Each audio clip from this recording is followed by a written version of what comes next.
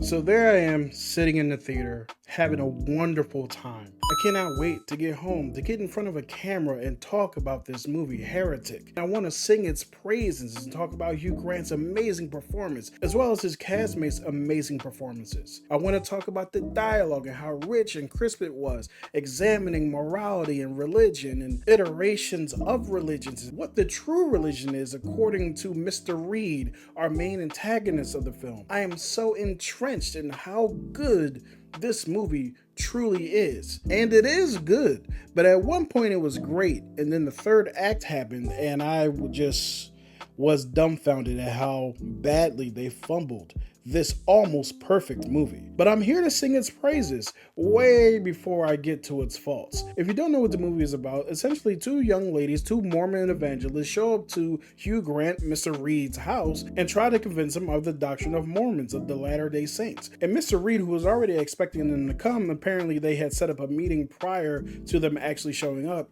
Smart thing to do, especially if you're knocking on strangers' doors. He invites the young ladies in. They start to have the conversation that they were looking to have, but very quickly he turns the tables on them and starts to take control of the conversation. The young ladies, the Mormon evangelists, inform Mr. Reed that they cannot enter his premises if his wife is not home. And of course, he promises them that, oh yes, my wife is home. As a matter of fact, she's baking a blueberry pie. Would you like some pie? And the young lady say, oh, absolutely.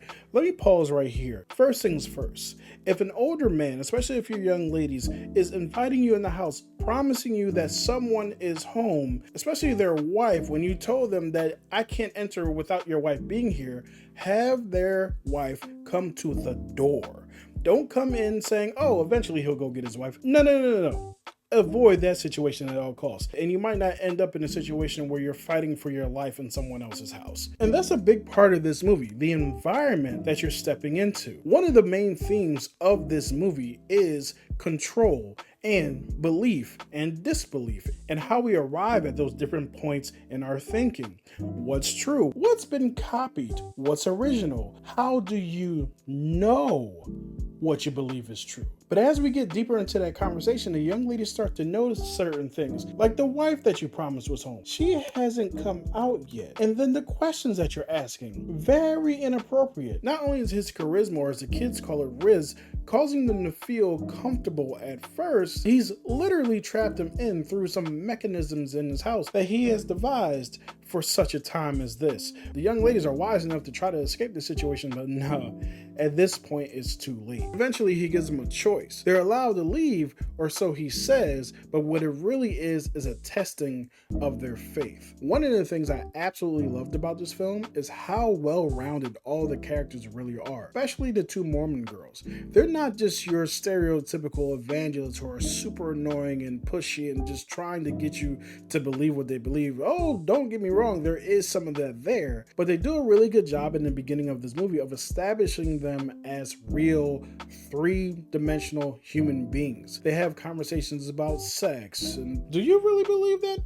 I don't know if I believe that. Oh, I have this experience with God. What did you think about that? I don't know about that. They have all of these different kinds of conversations before they get up to Mr. Reed's house. And I like that because it gave us a chance to see, oh, they believe something that I don't believe, or maybe you do believe. They're not just caricatures of what you think a religious person is. They're also very human. Once they get to Mr. Reed's house, you start to see some of those more annoying aspects of the people that you may not want to have knock on your door. When they eventually end up in these dangerous situations, essentially being held hostage by a insane madman, you understand why they react the way that they do, why they question, why they're able to have these conversations. My favorite scene in this movie by far is this conversation that Mr. Reed has with him about the idea of iteration, that all these religions iterate off of one another, how they all have similarities. Someone comes and dies for sins, and he goes through the Torah, the Quran, the Bible, the book of the Church of Latter-day Saints. I'm honestly not sure what their book is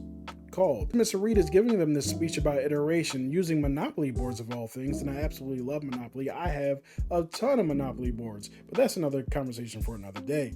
And he's also using music and samples and different things to show iteration throughout time. And he says that all these things are very similar. They're very much the same. There's no differences. The thing I love about this scene the most is that he's not allowed to just go through it filibustering. The girls challenge him and say, wait, I know you're saying that Jesus is here, and there's a Messiah in these religions that predates Christianity, and you're saying it all the same, but no, that one has a bird for a head. Clearly, that's not the same as this one. And while some people may argue the validity of either argument, I love the fact that there were different viewpoints and that he wasn't allowed to just go on talking about whatever he was saying. There's a legitimate conversation being had, albeit while these girls are being kidnapped and trying to escape from this madman. And once we get past the heavy dialogue portion of the movie, then we get into the creepy horror elements of the film. And this movie shines in these areas: cuts, bleeding, blood,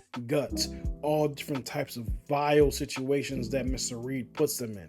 This is a part of the movie that is really fun for a horror fan. The second act of the movie was full of surprises that kept me engaged, and it was great, and I was really enjoying it. I couldn't wait to get home to talk about it, like I said earlier in this review. But then the third act happened. The movie gives you the feeling that there are consequences to the actions that characters take. If they get cut, they bleed. If they get stabbed, they may die. The consequences of everyone's actions are severe. And then in the third act, it starts to feel like a completely different movie. All that realism, all the groundwork of talking about actual things that are happening, not just philosophizing about belief, starts to kind of go out the window. What you thought were legitimate consequences before apparently aren't. They do a lot of the classic horror movie tropes that the first 2/3 of the movie try to avoid completely. So it started to feel like, hey, where did this movie come from? Now you've turned it into more of what feels like a Hollywood production, less of that riskiness